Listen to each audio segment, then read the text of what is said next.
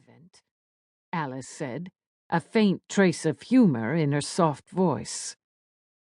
Richard's face darkened. He was not a man to make jest of, as Alys would soon discover, Simon thought. She should curb that tongue of hers. That surprisingly warm voice, that dangerous trace of wit. Richard would likely beat her. Beautiful Claire had said nothing.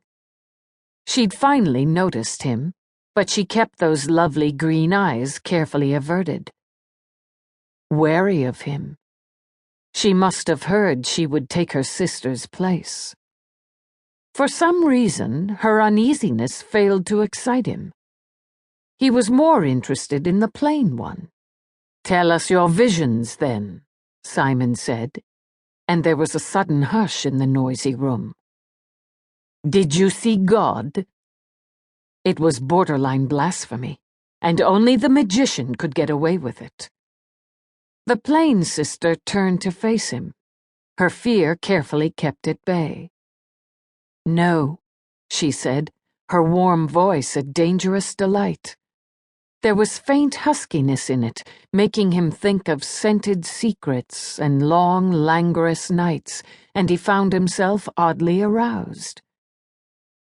"But I've seen demons." She looked directly into his eyes, and he wanted to laugh with pure pleasure. He didn't.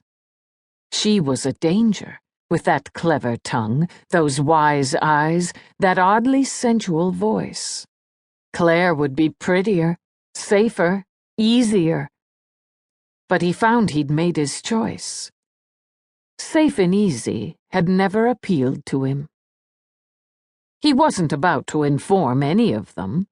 Life was full of opportunities, and he didn't squander any of them.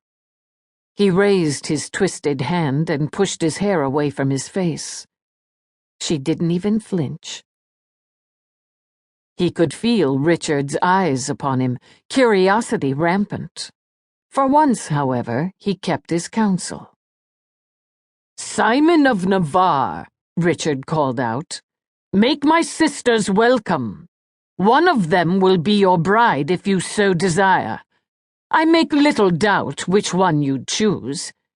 Alys, sit by me and entertain me with tales of life in a convent. My wizard will see to your comfort, Claire." There was no way either lady could dispute Richard's high-handed disposition of them, and indeed, Simon of Navarre had no desire to interfere. He rose as the Lady Claire approached him, looming over her, and she flounced into her seat with all the appearance of pleasure, keeping her eyes averted from his face, from his hand. He was half tempted to use his right hand to pour her wine for her, but he resisted. He merely sat again, leaning back against the carved wooden back of the chair, and watched her, his eyes taking pleasure in the undeniably lovely sight of her, his body unmoved. The meal was endless, and for once Alys's appetite had fled. She was used to plainer food at the Abbey, boiled fowl and brown bread. The nuns had been sparing with the wine as well, and the stuff she'd grown used to was strong and vinegary, not at all like the delicate, fruity wine in her jewel-encrusted goblet. She could no longer see the demon, which was only a slight comfort, knowing that Claire was caught in his company. Ah, but Claire had always been braver than Alys. She would doubtless survive very well indeed. He wasn't what she had expected, and yet he was far worse. Given the name they called him, given the whisperings of the peasants, the rumors that had swept over the convent, she had expected someone old, ugly, evil-looking. My Lord Simon of Navarre was none of those things. Indeed, she wondered that anyone even noticed her crude brother with a creature like that by his side. He was past his first youth, probably in his 30s, though by no means old, despite the streak of